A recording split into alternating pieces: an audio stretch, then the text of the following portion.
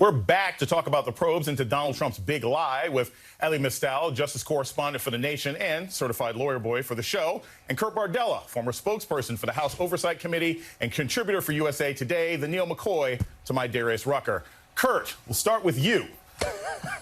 The idea that Kevin McCarthy has had all this time to put together this committee to investigate what happened on January 7th hasn't done it. Look, you used to be on an oversight committee. Is this just because he hasn't been able to find the proper paperwork? Like, why have the Republicans magically not put together this parallel committee if this is so important to them back in July?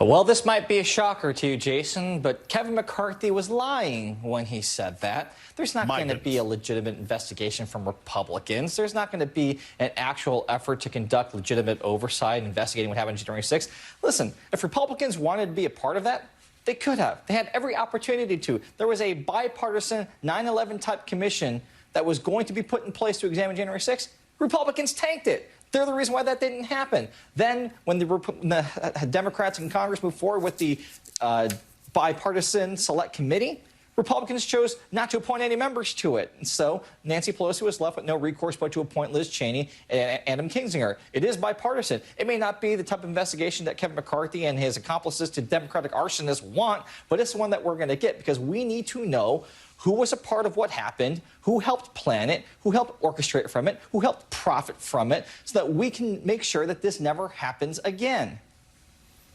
So, Elie, this is one thing that I thought was kind of interesting about the committee that was put together, as Kurt was talking about. Even putting on Liz Cheney and Adam Kinzinger, and I'm happy that House Speaker Nancy Pelosi put it together. Look, these people also didn't vote for voting rights. I mean, quite frankly, I don't know why Democrats didn't just put together an all-Democratic committee, because to put Republicans on the committee that are willing to investigate January 6th, but are also willing to vote for laws or vote against laws to free up Americans to actually vote, it kind of seems counterproductive. To me, that seems like the kind of bipartisanship that's getting them in trouble. Your thoughts? Look, Republicans don't want to investigate. This is like saying having Goldilocks investigate who ate my dang grits, right? Like they don't want to know what happened because they were doing the thing. They didn't see nothing because they were doing something. And obviously, Republicans know that if this goes forward, it will just continue to look bad for them because they were involved and complicit in the attack on our country. We've talked a little bit about the phone records, right, and why they're trying so hard to keep their phone records hidden. And one of the reasons that I think that is true is because look at how these people debase themselves for Donald Trump in public.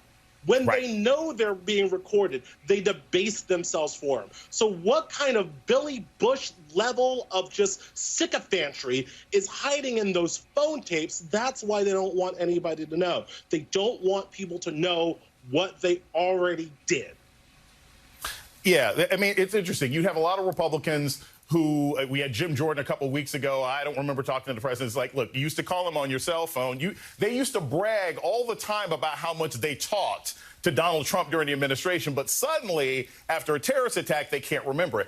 Kurt, as a former staffer in Congress, the idea of calling for phone records, is that common? I would think that when investigations occur, certainly an investigation into ethics or something else like that, that getting phone records isn't that difficult.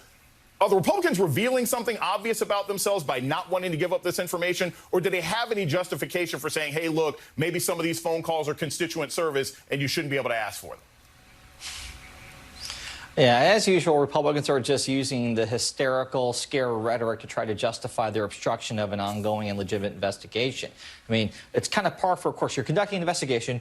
You're going to have a widespread document request. You're going to ask for things like phone records, meeting notes, emails, etc. I don't remember Republicans being particularly squeamish about these types of things when they were subpoenaing Barack Obama's administration constantly, when they were launching investigation after investigation into the Obama administration, when they held the Attorney General Eric Holder in contempt of Congress, when they started the congressional investigation targeting Hillary Clinton that lasted for like 4 or 5 years while she was the Democratic nominee for president, when they hauled her ass before the committee and grilled her for more than 11 hours. I don't remember Kevin McCarthy or any of these Republicans having any concern, having any worry about politics, having any worry about multiple overlapping investigations. They were all for it. They led the charge. So they can't be upset right now.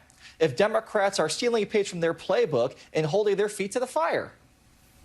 You would think. You would think. I want to play this sound right now from Kevin McCarthy. And Ellie, I want to get your thoughts and then Kurt's on how he was feeling about this kind of investigation just a couple months ago. The president bears responsibility for Wednesday's attack on Congress by mob rioters. Another question that the Democrats want to know is how deeply was the president involved? Well, you know what's interesting about that? That's where law enforcement goes. Right. The FBI has investigated this. The Senate had bipartisan committees and come back. And you know what they have found? That there's no involvement. Well, now, here's the thing, right? The FBI hasn't investigated this, have they? The FBI Director Chris Wray, Brett Kavanaugh's buddy, hasn't really delved into this, have they? And, like, this is one of the overall problems. I am happy with the Select Committee. I am happy with what the Democrats seem to be trying to do in Congress. But this needs to be investigated by the DOJ. And it is problematic to me that the people subpoenaing the phone records, for instance, are the Select Committee as opposed to the FBI. Because when the FBI subpoenas your phone records, you don't ask nicely. They show up with two guys with a crowbar looking for the files, right? Like that's how the FBI rolls when their backs are into it. And Merrick Garland refuses to put his back into investigating the people with power. He's happy to go after QAnon shaman horn man, right? That's an easy target for him. But the people who inspired shaman dude, right? The Mo Brookses, the Don Trump Jr.'s, the people who inspired this attack, Merrick Garland ain't got no time for them. And that's a problem because the Department of Justice has more power and more pressure they can put on this investigation if Merrick Garland was willing to put his back into it. And I've said this, you're exactly right, Ellie, because I've said all along, look, people ignore subpoenas from Congress all the time, right? You don't ignore the FBI, okay? You can ignore a bill collector. You can't ignore the person who shows up at your door. You know, Kurt, this is something else also that I think is really key about this investigation. You know, we had members of Congress, Democratic members of Congress earlier this year saying, look, I saw fellow members of Congress, staffers, giving tours to large suspicious groups of people just a couple of days beforehand. It looks like they were casing the joint. It would seem to me, Kurt, that going hard after the lower level folks is usually how an investigation goes. You should be going after the staffers. You should be going after the sort of underlings who are making these phone calls, because they would be sooner to flip on a member of Congress than a member of Congress would be to flip on Trump, right? You would think so. I mean, here's the thing that concerns me more broadly. If the highest levels of our justice system doesn't actively and aggressively investigate a domestic terrorist attack on our capital designed to undermine and throw out our democracy, well, then what's the threshold to do that going forward? Because by not doing that, but not using the full weight and full force of the law enforcement apparatuses that we have at our disposal, by not doing that, you're basically saying, well, if you want to go do this again, we're going to keep our hands away from this and let other forces dictate how we move forward. If defending democracy isn't enough to get our entire justice system involved, then I don't know what the hell we're really doing here or what's the point. I mean, what is it going to take? Is it really going to take a repeat of January 6th, but this time they succeed in actually murdering and executing members of Congress? Is that what we're going to have to see before everybody wakes up and sees the ongoing and dangerous? So we got members of Congress right now in the Republican conference, in Kevin McCarthy's conference, who are actively calling for another insurrection, and no one's doing a damn thing about it. It's only going to get worse unless we step up and start doing something. You know, Ellie, you have been great on Twitter and sort of rage tweeting. I've always said you're the Lewis Black of politics. Rage tweeting what a lot of us are feeling right now. What does it take for Biden and Merrick Garland to do something? You have voting rights being snatched in 15 different states. You have women losing their right to choose. And you have an ongoing, slow-moving coup where people are still bragging about what they're going to do next. What is it going to take, and what would that plan look like if you were suddenly, if you could inception yourself into Merrick Garland and President Biden's brains? What would you be telling them to do right now?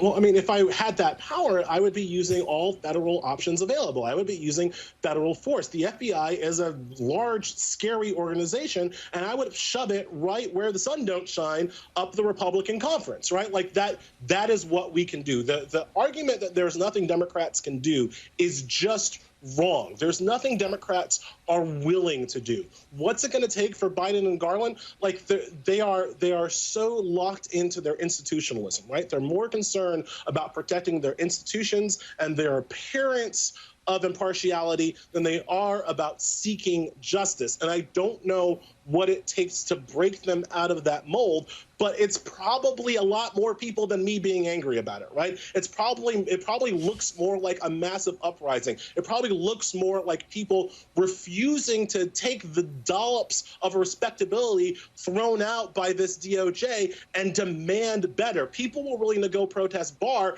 When are people going to be willing to go protest Garland? Because right now it is Merrick Garland more than anybody who is, again, protecting his own part of the store instead of going out and seeking justice. Elie Mystal, Kurt Bardella, both of you guys, thank you so much.